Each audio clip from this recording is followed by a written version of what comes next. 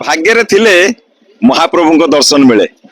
किंतु से सुजोग सृष्टि करछंती राज्य सरकार सरकार आभिमुख्य स्पष्ट वयोज्येष्ठ व्यक्ति मानू महाप्रभु धाम को बुले नहीं जावाई ये जो आग्रह आ जो जत्न से आज जिला प्रशासन तरफ समस्त प्रकार आयोजन से आयोजन में आप देखुए पाखापाखि 111 जन भक्त आज श्रीमंदिर को बुलवा जी महाप्रभु को दर्शन कर आशीर्वाद भिक्षा करेंगे आम आशा करूँ यात्रा निश्चित भाव सफल हम आम सागर 2 जन वयोज्येष्ठ व्यक्ति अच्छा केमी केउ परिस्थिति आज से अच्छा केमी पंजीकृत कले आमिति बुलवा जी मोर शुणा मोसा आप परिचय रखु आम घरटा हूँ मंगलपुर एवं खपरबदा पंचायत धामनगर ब्लॉक जिला हूँ भद्रक आमर मोर सान पुओ तार ऑनलाइन कला कि कौन कला मु अवश्य जानी मत 2 दिन पूर्व कहला बापा जगन्नाथ दर्शन करने आपंकर फांका अच्छे ना मुझे मंगलवार टा टे फांका अच्छे आ फांका ना तापर मु कहली राति मत जनईदेबू जनईदेले हम कौन मुझे प्रस्तुत रही मोर लुगापटा इत्यादि जहाँ से रात कहला हाँ जीवाटा स्थिर आम पंचायत रु 10 जन आसबार कार कौन असुविधा जो आम 5 जन आसीचु एवं आम घर पाखरु सरकार मोहन सरकार व्यवस्था अनुसार मु घर पाखरु आसी चलवा पुणी बाइक रे आसीनी अर्थ व्यय सरकार अर्थ व्यय मु आसी ब्लॉक को आसिल ब्लॉक रु आमर बोलर होता ब्लॉक रु आनी आमर जिला भद्रक जिलापाल कार्यालय रे पहुंचेले तापर आमर मेडिकल टेस्ट है अवश्य मोर किसी असुविधा होगला आमर प्रशासन तरफ बहु व्यवस्था आम खुशी अच्छु जे सरकार जो वरिष्ठ नागरिक मानकर महाप्रभु जगन्नाथ दर्शन कराइबा प्रयास आम ए बहुत आनंदित यही प्रयास जारी रहू तेणु मुझे जगन्नाथ पाखरे मुख्यमंत्री उद्देश्य रे एवं समस्त वरिष्ठ नागरिक मानक उद्देश्य मु प्रणति करुछि नीलाचल निवासाय नित्याय परमात्मनि बलभद्र सुभद्राभ्यं जगन्नाथाय नमः।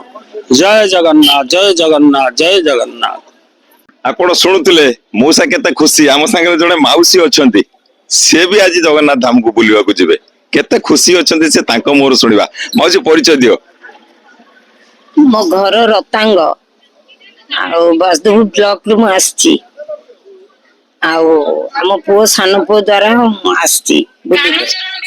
मोहन माझी जो कामटा कर बहुत भल कम कर जे मैंने जापारू ना जगन्नाथ दर्शन तेणुक समस्त को 500,000 लोक उपर को उद्ध हे खाइबार व्यवस्था डाक्तर अवस्था सबू सबूर पानी अवस्था बसबार स्थान सब बहुत भल सुंदर। आगुरु केबे जाइथिले जगन्नाथ धाम पुरी जाइथिले केबे आगुरु केते थरो जाइछि एटा चांस मिलिछि सानपो कहले मु कहली हो बापांकर तो हेलानी आ मां तोर आछि तथापि मन मोर कष्ट है सी हेलानी बोली जहा हो जगन्नाथ प्रभु मत तो डकैले सबूर सुविधा मोहन मोहन बाबू को बहुत धन्यवाद केते खुशी आज बहुत खुशी आ सबूर व्यवस्था कौन सी असुविधा नहीं आमे आसिया पाखरु घरु माने हमर पाद चला भी नहीं बहुत सुरक्षा रे कि हमको आनी की एठी रखी चंती। जिला प्रशासन को कौन कहबे बहुत धन्यवाद जिला प्रशासन को बहुत बहुत धन्यवाद। आपण सुनुथिले समस्त को मन भीतर गोटे खुशी जो माने आज जगन्नाथ धाम को महाप्रभु को दर्शन करने पे जाउछंती से माने मते निज मन भीतर केबे भाबी नथिले जे सरकार एमिति गोटे योजना करिवे ए योजना माध्यम रे जेतेबेले समस्त जनसाधारण जो 111 जन व्यक्तित्व आज आछंती से माने जेतेबेले तांकर पंजीकृत करूछंती तांको पय अनेक सुविधा करा जायछि आ से सुविधा मुताबिक भद्रक मुख्य चिकित्सालय किसी डाक्तर और टीम मध्य अछंती आम संगे डॉक्टर अछंती जे कि समस्त डाक्तरी माइना कला परे से माने स्थान प्रस्थान करेंगे आम ताको पाखर मते प्रतिज्ञा नबा सर आपण परिचय रखुन। मो ना डॉक्टर सब्यसाची दास मु एबे हमर डिस्ट्रिक्ट हेडक्वार्टर हॉस्पिटल भद्रक रे काम करछि। ତାର କେମିତି ଆଜି ବହୁତ ଲୋକ ପଞ୍ଜୀକୃତ କଲେ ଆଜି ଜଗନ୍ନାଥ ଧାମକୁ ବୁଲିବାକୁ ଯିବେ କେମିତି ଲୋକ ଆସିକି ଏଠି ଆପଣଙ୍କ ସାଙ୍ଗରେ ଭେଟୁଛନ୍ତି? କାମ ଏଇଟା ସେଟିଂ ହେଇଥିଲା ପୁରା ଆମର ଷ୍ଟାଫ ବହୁତ ଭଲ କାମ କରିଛି ପୁରା ଅଲରେଡି ସେଟଅପ୍ ଥିଲା ଆମର ବ୍ଲଡ ପ୍ରେସର ମପା ହେଲା ସୁଗାର ମପା ହେଲା ତାପରେ ଯୋଉ ଲୋକ ଯାହାର କିଛି ଆଗରୁ ପ୍ରୋବ୍ଲେମ ଥିଲା ବ୍ଲଡ ପ୍ରେସର ମେଡିସିନ କି କିଛି ଡାଇବେଟିସ୍ ମେଡିସିନ କିଛି ଖାଉଛନ୍ତି ତାଙ୍କ ପାଇଁ ଆମେ ଏକ୍ସଟ୍ରା ତାଙ୍କୁ ଧ୍ୟାନ ଦେଲୁ ତାପରେ ଆମେ ତାଙ୍କୁ ଫିଟନେସ୍ ସାର୍ଟିଫିକେଟ ଦେଇକି ଆମେ ଆଗକୁ ପଠେଇଛୁ। ଏଇ ଯୋଉ 111 ଜଣ ତାଙ୍କ ଭିତରୁ ସେମିତି କି ଆପଣଙ୍କୁ ଅନଫିଟ ବୋଲି ଲାଗିଲେ କି? ଅନଫିଟ୍ ତ ଭଗବାନ ବୟସ ହେଲେ ତ ଟିକେ ଟିକେ ଫିଟନେସ୍ ତ ସାରା ସମସ୍ତଙ୍କର କମି ଯାଇଥାଏ କିନ୍ତୁ ତଥାପି ଆମେ ସମସ୍ତଙ୍କୁ ଏମିତି ଦେଖିଛୁ କି ସବୁ ଫିଟ୍ ହିଁ ଅଛନ୍ତି ସବୁ ଠିକ ଠାକ ରହିବେ ଠାକୁର ତାଙ୍କୁ ଠିକ ଜାଗାକୁ ନେଇକି ଯାଉଛନ୍ତି ଠିକ ପାଇକି ପହଞ୍ଚିବେ ଏନ୍ଜୟମେଣ୍ଟ ଦେଇକି ପଳେଇକି ଆସିବେ। ସାଙ୍ଗରେ କିଛି ମେଡିସିନ କିମ୍ବା ଆଉ କିଛି ଜିନିଷ ସରଞ୍ଜାମ ଆପଣ ତାଙ୍କୁ ପ୍ରେସକ୍ରାଇବ କଲେ କି? କିଛି କିଛି ପେସେଣ୍ଟ ଅଛନ୍ତି ଯାହାକୁ ଆମେ ବ୍ଲଡ ପ୍ରେସର ପାଇଁ ମେଡିସିନ ଦେଇଛୁ ଆଉ କିଛି ପେସେଣ୍ଟ ଅଛନ୍ତି ଯାହାକୁ ଡାଇବେଟିସ୍ ପାଇଁ ବି କୁହାଯାଇଛି।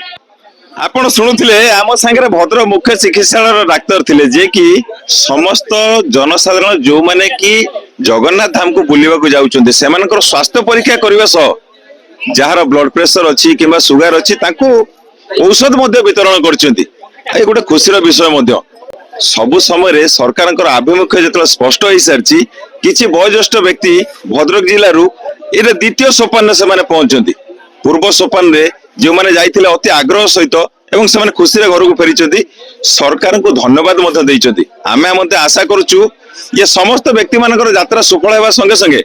ସେମାନେ ଶାନ୍ତି ଶୃଙ୍ଖଳାରେ ସୁରକ୍ଷିତରେ ନିଜ ଘରକୁ ଫେରିବେ। ଭଦ୍ରକ ଜିଲ୍ଲାପାଳ କାର୍ଯ୍ୟାଳୟର ପ୍ରଭାତ ବିଜୟ ଆର୍ସି ନୋଡିଆ।